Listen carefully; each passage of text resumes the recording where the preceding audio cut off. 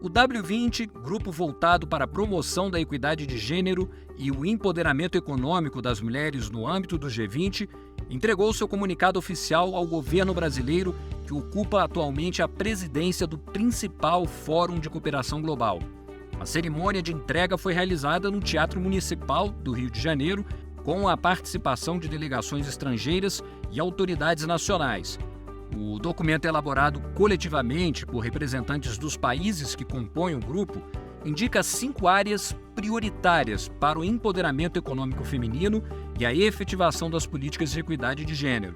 Sob a presidência brasileira, o comunicado reforçou 2 pontos como estratégicos: a economia do cuidado e a justiça climática, além das desigualdades raciais. Eu, Bernardo Menezes, acompanhei a programação e trago os destaques do novo comunicado, agora no Além da Energia.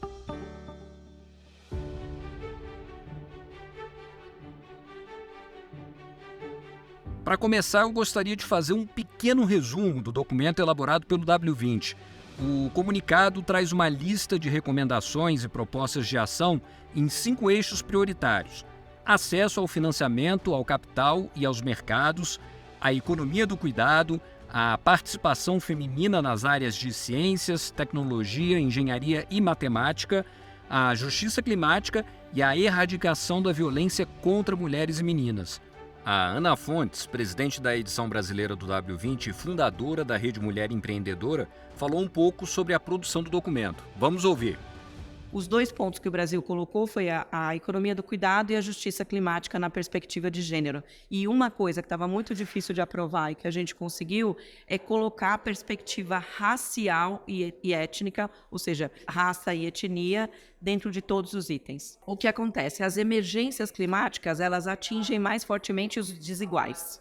As mulheres são as que estão dentro do processo de desigualdade, as mulheres com todas as interseccionalidades são as que são mais afetadas. Exemplos, no Rio Grande do Sul, obviamente todo mundo foi afetado pela emergência, só que as mulheres foram mais afetadas, porque elas que tinham que sair com as crianças, elas que sofreram violências nos abrigos, elas que não tinham como ter acesso à água.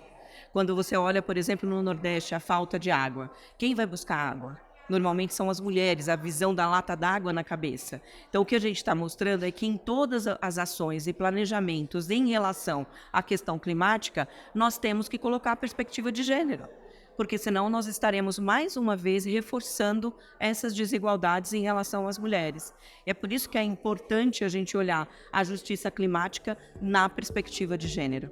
A Ana também resumiu a ideia da economia do cuidado, que, segundo dados da Organização Internacional do Trabalho, representa 9% do PIB global, com um valor agregado estimado em 11 trilhões de dólares. A questão do cuidado afeta majoritariamente as mulheres, que é o cuidado com a família, com os filhos, com os idosos. Remuneração justa em relação ao trabalho invisível, que é majoritariamente feito por mulheres. Então, políticas públicas que olhem para essas mulheres. A Argentina, por exemplo, criou uma lei há 3 anos atrás que adiciona o trabalho de cuidado com as crianças de 0 a 6 anos ser inserido na aposentadoria. Isso é uma forma de você valorizar esse trabalho. Então, esse é um modelo e tem N outros modelos. Todos esses modelos que os países aplicam nos planos de ação, a gente indica pesquisas, leis e modelos para que a cúpula do G20 possa entender que é possível fazer. O que nós queremos como primeira fase é que isso seja incorporado no documento da cúpula, que os 5 pontos que nós colocamos estejam incorporados. Essa é a nossa missão, é o nosso desejo, é a nossa vontade. Mas não só que eles sejam incorporados no documento da cúpula, que de verdade haja uma motivação, haja uma efetiva ação para que esses 5 itens sejam de fato colocados em cada um dos países. E para ajudar nesse processo, nós criamos um plano de ação além do documento, porque o documento ele tem que ser muito conciso, ele tem que ser muito curto, ele tem que ser muito objetivo, e não dá para a gente colocar todas as coisas. Então, em cada um dos itens que nós recomendamos no documento, nós indicamos referências em países que já fazem, referências de pesquisas que mostram que é possível fazer, referências de ações que já existem e podem ser implementadas em todos os países do G20. Então, foi a forma que nós encontramos de mostrar para os líderes da cúpula, olha, essas são as recomendações, mas aqui também a gente está mostrando para vocês qual é o caminho para a gente colocar essas ações em prática. Então, o plano de ação é super importante. Ele não vai ser debatido no primeiro momento na cúpula, porque o plano de ação ele vem depois que os itens são incorporados, mas a gente acredita que com o plano de ação as coisas realmente vão andar. Nós tivemos a oportunidade de conversar com a chefe da delegação brasileira no W20, Adriana Carvalho. Especialista em diversidade e inclusão, ela explicou algumas das propostas do comunicado sobre a participação feminina no mercado de trabalho. A gente realmente começa aí com uma mensagem geral, que são aí 9 anos de compromissos do G20 nas declarações finais com a questão das mulheres, e a gente vê que muitos deles ficam no papel e não se tornam realidade. Então nós realmente pedimos com urgência que os líderes do G20 coloquem em prática o que eles já se comprometeram a colocar em prática. Depois a gente provoca que 2030 está aí, para a gente atingir o desenvolvimento sustentável. E o objetivo número 5, igualdade de gênero. Então a gente provoca que para caminhar mais rápido e dar conta disso, a gente precisa, por exemplo, de licenças parentais que garantam em todos os países um mínimo de 14 semanas para as mulheres, mas que também ponham aí 4 semanas para os pais ou a pessoa que é a segunda encarregada de cuidar daquela criança. Isso distribui o cuidado, isso mostra que o cuidado não é só das mulheres, né? A gente também fala que a própria meta de participação das mulheres no mercado de trabalho, que é a redução da diferença entre homens e mulheres economicamente ativos, que em 2014 era reduzir essa lacuna em 25%, vamos ser mais ambiciosos. Vamos almejar agora uma redução de 50%, para que depois a gente possa almejar nenhuma diferença, né? Outro ponto destacado pela Adriana Carvalho é o incentivo à maior participação das mulheres nas áreas de ciência, tecnologia, engenharia e matemática, resumidas na sigla inglesa STEM. De acordo com a Unesco, apenas 35% das matrículas globais em curso superior dessas áreas são de mulheres. Mulheres na carreira de ciências, tecnologia, engenharia e matemática, justiça climática e mulheres empreendedoras. E para cada uma delas tem de 4 a 5 recomendações específicas. Por exemplo, queremos uma inteligência artificial que esteja trabalhando para todo mundo, em especial meninas e mulheres. A gente precisa de bases neutras, sem vieses. A gente precisa de mulheres na liderança das empresas que estão construindo a inteligência artificial. Então é por aí, é um documento de 5 páginas que a gente espere que se torne realidade e que não só esteja aí com o governo federal, com o G20, mas que também inspire Congresso, câmaras, governos estaduais, municipais, as empresas e a sociedade civil a fazerem sua parte. Para Maria Helena Guarese, secretária executiva do Ministério das Mulheres, as propostas do comunicado do W20 podem representar um avanço na transformação cultural, sobretudo nos espaços de poder e decisão. A Lei da Igualdade Salarial aprovada ano passado pelo Brasil, ela traz no seu interior uma possibilidade de mudança cultural. A ideia é digamos, tratar sobre a questão específica entre 2 pessoas ou mais que tenham salários diferentes nas mesmas condições. Mas se você olhar um relatório de transversalidade, ela vai olhar em todo o processo de construção, inclusive da ascensão em carreiras e outras coisas. Então, queria chamar a atenção que, pelo menos, o governo brasileiro tem trazido isso de forma bastante importante. O Ministério das Mulheres tem um outro programa que chama Programa de Equidade de Gênero e Raça, onde a gente trata da participação das mulheres. E a gente tem visto, não só o governo, como a sociedade civil e empresários e empresárias que, inclusive, estão participando desse evento hoje, que estão trazendo a importância das mulheres estarem de forma paritária nos conselhos das empresas, como CEO ou estar nos altos escalões das empresas e da sociedade civil também. A gente sabe também que nós temos muitas entidades da sociedade civil que também, porque é um processo cultural, né? Então, lá também precisamos mudar e deixar de forma paritária a participação das mulheres. Então, acho que estamos dando passos importantes nessa direção.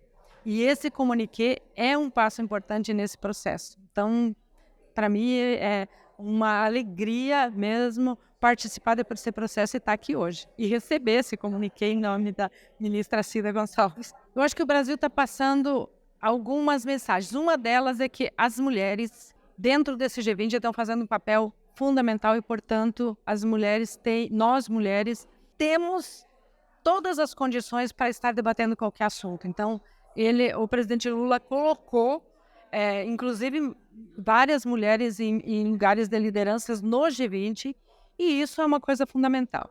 A segunda mensagem que o Brasil está dizendo não é possível governar sem governar com a sociedade civil. Ouvir a voz da sociedade civil, ouvir a voz das mulheres, sem levar em consideração e sem que elas estejam nos processos decisórios, o mundo vai continuar cada vez mais nesse processo de não construir para toda a população e ser cada vez mais centralizador. Então, a participação das mulheres, o recado que a gente tem para dizer é o seguinte: as mulheres precisam estar em todos os espaços, porque nós somos as mais afetadas, mas também nós temos solução para tudo. Muito obrigada. O documento do W20 será analisado pelos líderes do G20, que vão decidir se as recomendações serão incorporadas à declaração final do grupo. O podcast Além da Energia conversou com o diplomata Felipe Rez, representante do governo brasileiro para o G20, que participa diretamente das negociações. Olha, é muito importante ter presente que a influência, a importância do W20, ela antecede esse comuniqué. Ou seja, é um processo, a presidência brasileira já se preocupou desde o começo da presidência, desde o começo do ano, em trabalhar muito proximamente com os grupos de engajamento.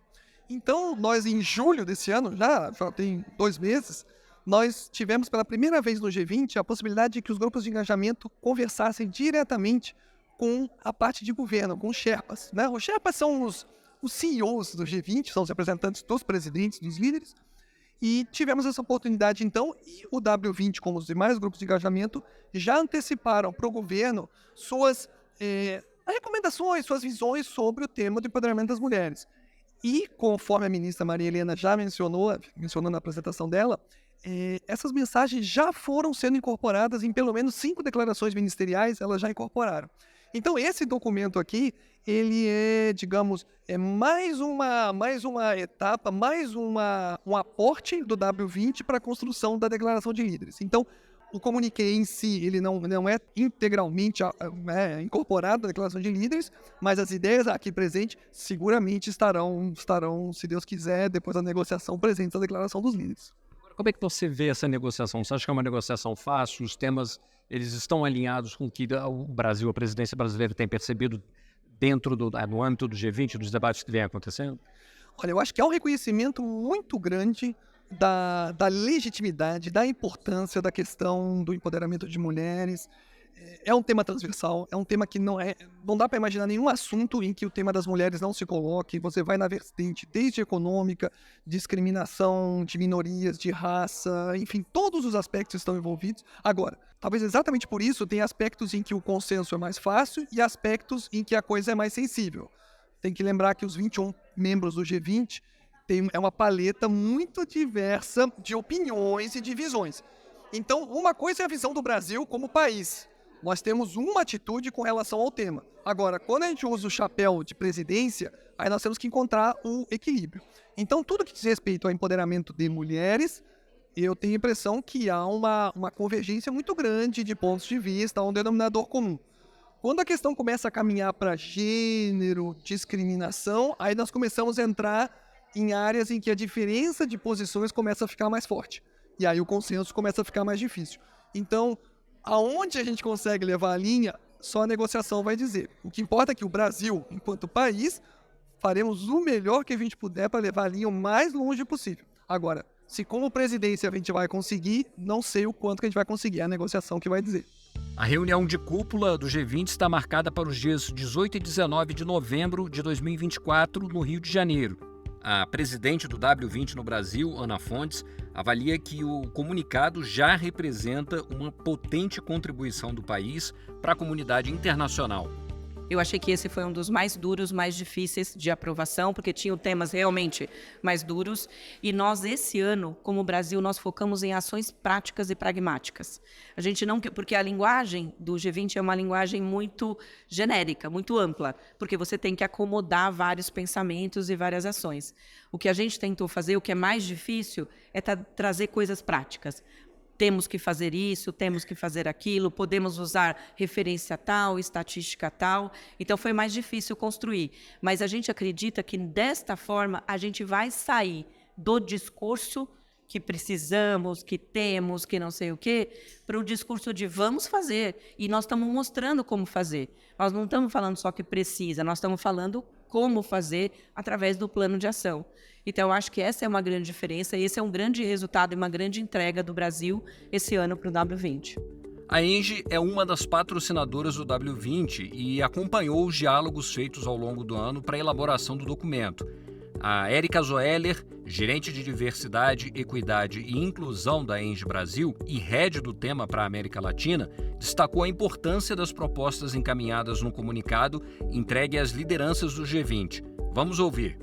Eu entendo que é super positivo, né, o comuniqué no geral. Ele, claro, ainda vai passar por outras etapas, como foi bem explicado pela Ana Fontes, enfim, por quem mais comentou também sobre o documento. Agora, certamente, destacar esse legado que você menciona de raça, gênero, etnia, o Brasil está trazendo essa pauta. E foi unanimidade entender que a questão da interseccionalidade é fundamental nessas conversas, né? E trazer para essas esferas de tomada de decisão. E uma outra coisa que me chamou muito a atenção, junto às delegadas de todos os outros países, a gente se encontrou, conheci algumas delas, e foi unânime dizer que o Brasil elevou a conversa do W20, que trouxe à tona isso de diferentes delegações, desde Estados Unidos, enfim, a África do Sul. O próprio Brasil foi vendo que teve a capacidade de se coordenar e conseguir realizar e ainda elevar e trazer esse legado, né, para o tópico. E eu diria ainda mais, pensando aqui, todas elas trabalham pro bono, né? E isso demanda muito, e houve um comprometimento muito grande. E a gente fica sabendo depois, né, que muitos países, às vezes, eles ficam de 2 a 3 horas para decidir se uma palavra vai entrar. E até hoje, a questão de gênero e raça nunca entrou na pauta por conta do Norte Global. Não é um tema para o Norte Global, né? E é uma questão muito importante para os países do Sul Global. Então, conseguir isso é um ganho muito, muito grande. E discutir se você vai colocar violência de gênero, a palavra violência junto a gênero, foi uma outra questão que, assim, foi super mega discutida. Não podemos colocar. E conseguiram, no consenso, porque não é votação. Então, você imagina, né, 19, 20 delegadas, mais a delegação brasileira ali, tentando conciliar e conseguir conversar de maneira que isso siga para todo mundo, é um exercício tremendo, né, de escuta, avaliação e propostas, né? Então, assim, eu acho que isso demonstrou a nossa habilidade, eu estou falando a nossa no sentido do W Brasil e como país, de dialogar, que é o que a gente está precisando, é o que a gente mais precisa nos dias de hoje. Então, acho que, além de toda a entrega que vai ser feita, esse espaço para o diálogo e a escuta que foi feita nas 5 regiões do país, elas não foram para lá falar, elas foram para escutar as demandas das mulheres das diferentes regiões. O que as mulheres estão passando, né? O que é necessário colocar? Faz sentido a gente ter esses 5 temas, né? Então, acho que isso foi incrível. Assim, acho que eu já vi várias coisas, essa parte também é uma outra. Eu já vi muito evento internacional. Eu já participei, né, de vários eventos que, não só aqui no Brasil, em outros lugares do mundo, e eu, de fato, vi uma potência muito grande nesse evento. Então, assim, eu estou muito feliz, que bom que deu certo, que a gente pôde patrocinar e contribuir com a parte que diz respeito à ENGIE, né? A gente está falando aqui que foi uma construção coletiva com diversas lideranças femininas do Brasil e fora, mas também com a participação do setor privado e uma participação importante, né? A ENGIE entra aí como uma das primeiras apoiadoras do W20, né, Brasil? Sim, fomos um dos primeiros que aderiram, né, a esse patrocínio, junto a mais 2 empresas, e que a gente chega no final dessa jornada com quase 12, 13 patrocinadores. Então, é muito interessante ver e muito, como que eu posso dizer, muito alinhado com todo o propósito que a gente vem conversando ao longo desses últimos 5 anos, está totalmente alinhado, não somente com o propósito do W20, dessas propostas, essas 5 principais temáticas, como também alinhados ao propósito da ENGIE nessa transição energética, né? Então, que ela seja justa e sustentável. E para isso, tem que trabalhar, sim, sobre a perspectiva de gênero, os itens que foram trabalhados lá, mulheres empreendedoras, como é que a gente pode dar acesso a capital, financiamento, né? Como é que a gente pode trabalhar a questão da economia do cuidado, que também outros mencionaram, as mulheres em áreas de tecnologia, ciência, matemática, engenharia. A gente tem investido de forma muito assertiva, né? Claro que a gente sempre está atualizando, porém a gente tem um foco, é intencional esse investimento, né? E, finalmente, o combate na violência de gênero, né? A questão da violência doméstica, porque quando a gente tem essa violação dos direitos humanos das mulheres, as consequências são profundas. A gente pensa que é uma situação que não deve ser falada, né? Só que dentro do nosso escopo como empresa, é um dever ético, né? E social que a gente tem de dizer para onde, que caminhos são ofertados, que a gente pode dizer e comunicar como fazer essa movimentação para que a gente possa, dentro dos recursos disponíveis, mitigar os impactos dessa violência, né? Esse documento ele ainda vai passar por uma deliberação da cúpula do G20, vai decidir se vai absorver tudo ali, todas aquelas recomendações foram feitas, aquele plano de ação. Mas que mensagem você teria, Érica? Que apelo você, como mulher, como uma especialista da área, que apelo você faria para as lideranças do G20? Que elas, de fato, escutem, né? Que leiam esse documento e que, para além disso, que elas implementem as ações sugeridas, porque ao não implementar, elas estão dizendo que, assim, olha, quantas pessoas foram ouvidas ao longo desses últimos meses, quantos países envolvidos, quantas mulheres, né, colocadas ali, elas vão ouvir como um não para tudo, a voz que foi dada, como se fosse assim, olha, um retrocesso, né? Então, aí eu acho que, nesse contexto, eu posso dizer que se a gente, aí, como especialista, né, eu diria que quando a paridade de gênero ela é desrespeitada, e se ela não for escutada nesse processo, todos nós somos impactados ou seremos impactados de alguma forma, né? E quando a igualdade de gênero ela é negligenciada, então eu posso dizer que daí toda uma sociedade retrocede. Não dá para esperar mais.